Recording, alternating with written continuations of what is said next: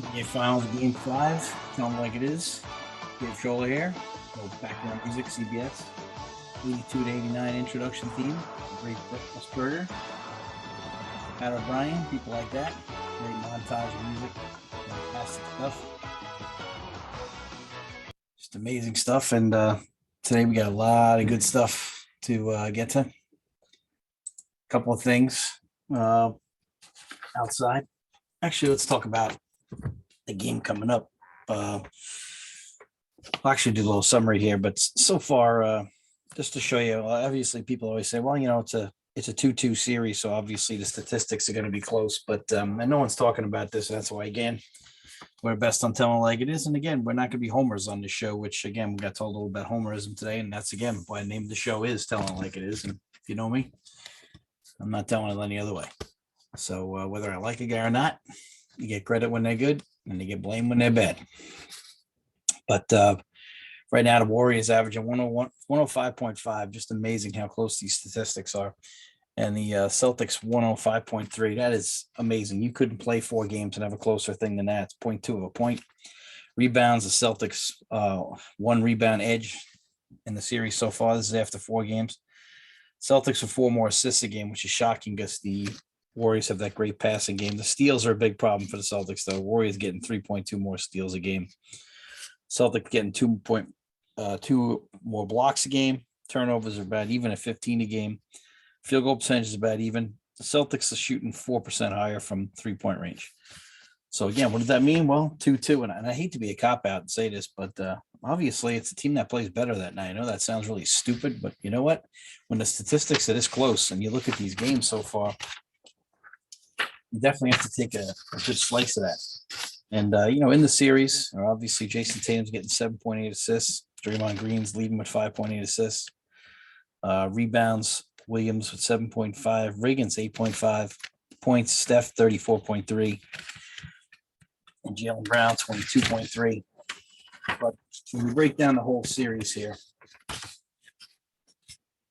and you look at it, Boston Celtics, Tatum's averaging 36 minutes a game, shooting only 40. Jaylen Brown, 44% for the series, 80% from 3, 5.3, 7 rebounds, 3.8 assists a game. So that's a solid final. Jason Tatum's got to step up here, 34.1 field goal percentage. However, 7 rebounds, 7.8 assists. That is some impressive numbers right there. Marcus Smart, doing better than I thought anybody thought he would do. Marcus, I don't know, you just don't think of him as getting the amount of points he's going to get. But Marcus Smart obviously is he's putting up some decent numbers for him, playing 34 minutes a night, shooting 44%, 4.5 rebounds, 4.8 assists, 3 turnovers a game. He likes to get that down. Derek White doing a decent job, 30 minutes a game, shooting only 37.8 though, and that's a big point. You got to get Al Horford some more shots here. 58.6%. That's really, really, really solid. 5.7 rebounds, 3.5 on the assists. Rob Williams, 24, came to life a little bit the other night, 7.5 rebounds. All right, Rob's not getting that much. Grant Williams had a decent night off the bench. When you go to the Warriors, statistics a little different here. Steph Curry obviously averaging 33 a game and 37.1 minutes a night, which, it seems like he's playing more than that, but he got a blowout. They got him out a couple of times, both sides of a blowout. 6.3 rebounds, 3.8 assists. Clay only shooting 35.8%. Wiggins 43.3%, but 8.5 rebounds, 1.5 assists, and playing all-world defense on Tatum, doing a great job, even though there's a lot of switching. Poole's had an up-and-down series, 43%, 10.5 points, shots a game. Steph's shooting 50%, which is perhaps the most important thing. Porter not getting enough shots, but 63.6%. Draymond shooting 23%. Iggy only played 2 games briefly, but Draymond is averaging 7.3 rebounds and 5.8 assists, which gets me to my next situation here. When you look at the game the other night, fabulous game, obviously, the other night, but let's look at the stat sheet here. Draymond, still had a solid game. I know on the offensive end of the floor, when you're watching Draymond, It looks like that's like the little kid who doesn't want to get tackled, so he just gets rid of the ball when you play folly fumble. But he did have basically 4 steals, 8 assists, and 9 rebounds. So I don't know how you slice that.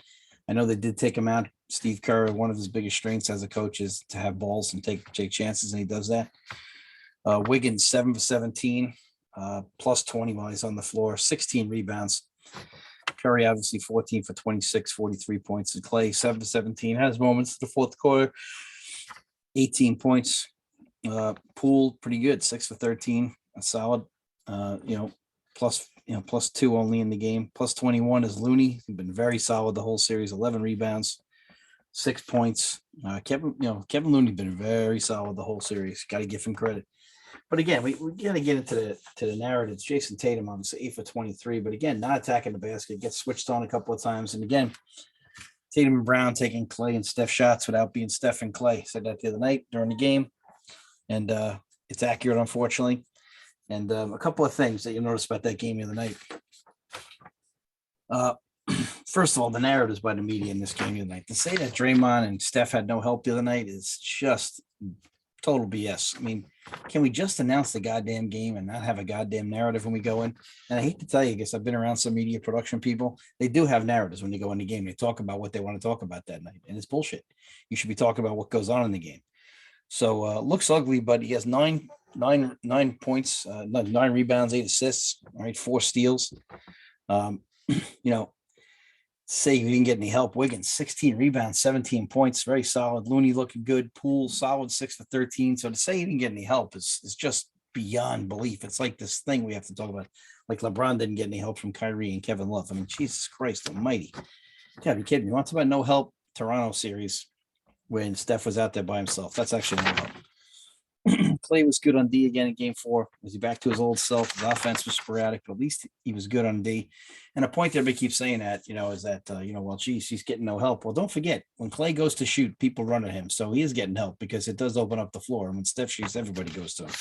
So the reputation of Clay does precede him. But Celtics shoot 40% in that game. You shoot 40% for the game, you're going to lose. Warriors shoot 44% for the game.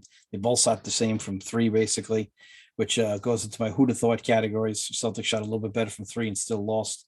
Warriors killed them on the boards, 55 to 41. 2 games, the boards were no different, and 2 games, they were different. And each one's won one of each. They won 1 game where the board has been different, and 1 game where the board has not been different. So has that happened? 2 games, big difference. It shows to show you how really statistically close the series really is. The narrative, the media narratives just suck. Tatum lost from perimeter, and like game 3, they need to attack the basket this game. And so we'll see what happens tonight. We'll see what kind of official we get. A couple of thoughts, though. Is there a worse team all time in the NBA Finals with rim protection than the Warriors? I think not. And that's why when I laugh when people talk about all-time team. I mean, you have to be kidding me. Who the hell is checking Kareem or Moses Malone or Wilt or Shaq or Tim Duncan on this freaking team? All-time team. You have to be just either A, out of your mind, B, under 25, C, no history of the game, D, just totally biased and clueless. One of the above, please pick one. Because it's just to talk about this team of the all-time group. I mean, good Lord, who the hell is checking those centers? And I'm forgetting a bunch of others. Who's guarding Karl Malone in this team? Nobody's guarding Karl Malone in this team. So the other thing is, in the NBA right now, it's an off-topic thing, but LeBron James actively shopping. I'd like to play for this team. I'd like to play for that team. And again, another reason why this guy is not the greatest player of all time. When was the last time you heard Michael Jordan shopping around? When was the last time you heard Kareem do that? Magic, Bird. It's just disgusting that, again, you have to go chase it. Can't you build it? You have 4 Hall of Famers on your team. Can't you fix that? Or did you trade away too many young guys? A guy like Wiggins, because you didn't want to develop him. Well, Mike did develop Scotty, and Magic didn't chase away Worthy. He developed him. So the thing is, you owe it to the guys. And if you're a truly all-time great, which LeBron is, go develop a player. Let me know who the guy he developed is. I'm waiting. Please, somebody fill me in. So here we are again. This guy's still shopping to you. Can you ever just stand where you are and build it up and see if you can win? Or everybody else had to win? Nope, can't do that. Just must be tough for 4 Hall of Famers on your team. And maybe even a 5th Hall of Famer on your team before it's all said and done. But again, you wanted Kuz out, you wanted Ingram out, you wanted Randall out, you wanted Wiggins out in Cleveland. You've chased all these guys away, and that's why I'm really happy for Wiggins and Kuz and guys like Brandon Ingram and people like that. Very fair. But the fans on these talk sites, Zero knowledge. I mean, you bring up Steph Curry's the first guy to score on a Tuesday night after midnight in an NBA Finals game as a point guard. These statistics are meaningless. If Steph had 100 points the other night, he still wouldn't be the best guard of all time. And he still wouldn't be a top 10 player of all time yet. Sorry, he just isn't. All right. One end of the floor, he's a total mess. All right. Did have 10 rebounds. Great. Got long rebounds. Got to give him credit for that. But this narrative that this guy is somehow, people quoting the wrong stats. He's not averaging 28 a game for his career in the NBA Finals. He's averaging 27. So, I mean, just fans with zero knowledge. There's been so many great point guard performances over the years. We don't have to go with my man Magic with 42, 15, and 7 jumping center, do we? I don't even want to start there, but we'll just mention that one. But you can see that the Warriors are over-helping. There's a couple of possessions in this game where they're just loading up on Tatum, and they got to get Tatum off some quick hitters here because the Warriors are actually loading up, and where the TV camera is, the far side of the court, the far corner is wide open in that first half. You could just see it. All right, in the second half, actually, too, when Tatum's heading towards the right of your screen, he's attacking the basket, and Draymond Green is literally running over to just stand in the middle, and left wide open a couple of times in the opposite corner. And you can see they're overhelping, and that's credit to Steve Kerr and his staff. He's going to lose Coach Brown. And by the way, congratulations to Long Island's own Kenny Atkinson. Great guy. Still the best dribble lecture I've ever seen at St. Anthony's camp a long time ago. Good to see he got another shot while the Nets got bounced because they don't play defense and didn't play with any heart. There's a man who's all heart. Going to go lead a Charlotte Hornet team, and I'll be rooting hard for the Hornets, and I won't root for the Nets ever again. So there we go. Get a good guy, good coach. Don't care if you don't like the fact he's hard on you. Get over yourself. Now, a couple other things on the screen here. Now, let's just remember some great point guard. I'm not a Russ Westbrook fan, but let's just look at this one game he's got up here. 43 points, 7 rebounds, 5 assists, shot 62%. That's against the Heat in 2012. What a great game that was. Jerry West has had so many. Jerry West had a 55-point game in the NBA Finals, but we're not even going to bring that up. But let's get back to Walt Frazier here. Game 7 versus Jerry West now. You're playing Jerry West, okay? So Steph's not playing Jerry West on the other side. Jerry West playing against, or Walt Frazier playing against Jerry West, 36 points, 7 rebounds, 19 assists, 12 for 17 from the floor. No three-pointer back then, or else he might have had 50. All right, so 12 for 12 from the free throw line. Just an incredible night. He also picked Jerry West at a key part in the game, got an M1, didn't keep steals back then. How about that game, game 7? Everybody wants to talk about Willis coming out. Well, Walt went out and went 36, 19, and 7, played 44 minutes, and no one brought up the minutes. You know why? Because guys just play basketball. So let's not forget that Walt game. We already talked to you about Magic. Jerry West has had a bunch of these games. It's actually frightening when you look at some of Jerry's games here. Jerry's got some games here where you just shake your freaking head and you just go, what the hell is that? He had 42, 8 and 1. All right. And he has in another finals game, he's got 45, 5 and 5. Followed that game up with a 43, 12 rebounds and 7 assists versus the great Celtic teams. So we know who he's playing. Then he has another finals game here. He's got 41, 8, 2, 45, 4 and 10. Jesus Lord. I don't even mention the 36, 10 and 3 because that's not good enough for Jerry. Then we get 38, 10 and 5 for Jerry. Just ridiculous numbers on this guy here. And people don't even talk about it anymore. And if you look at his numbers, very similar to Curry over his career, except they're a little bit better. 53, 3 rebounds, 10 assists. Just nuts right there. 46 and 4. And then same series, 42, 13 and 12. He's actually the only guy to ever win an MVP with a losing team. That's how great Jerry West is. His reason he's the logo and Mr. Clutch.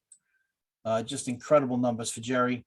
Let's scroll down because I'm going to have to pass up like the 30, 37, 5 and 18 number, which is just, I guess that's just not enough, 35 and 18 right there. It's just bad. I guess I shouldn't even mention that one. It's not up to par for him.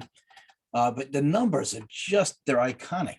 I mean, and people talk about just great performances. And hey, great performance by Steph, all-time great, my favorite player today. But I just can't stand the fact that one of the biggest imbecilities of our time, if that's the correct phrase to use, is that we have this computer at our disposal, and yet less and less people know anything about the history of the goddamn game. It's a disgrace to sit here and talk about this guy like he's the only guy who's ever done it. And now my favorite player in the NBA, I start to they make you almost dislike him. It's like Derek Jeter would be on double deck and the winning run would score for the Yankees, and they'd show a picture of Derek Jeter.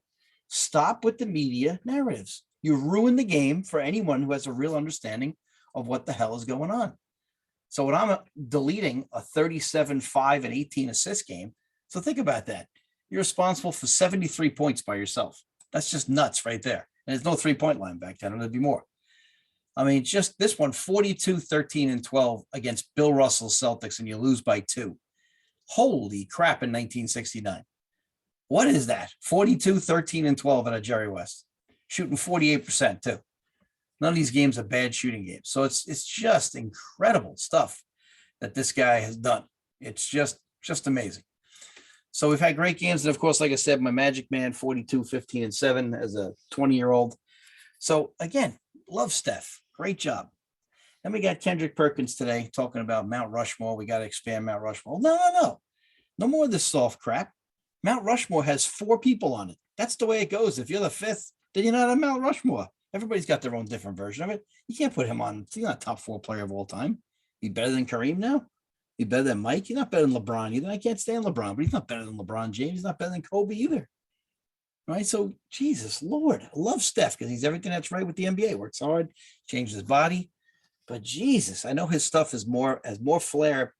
Probably top 2 or 3 players of all time as far as flair when you watch them play.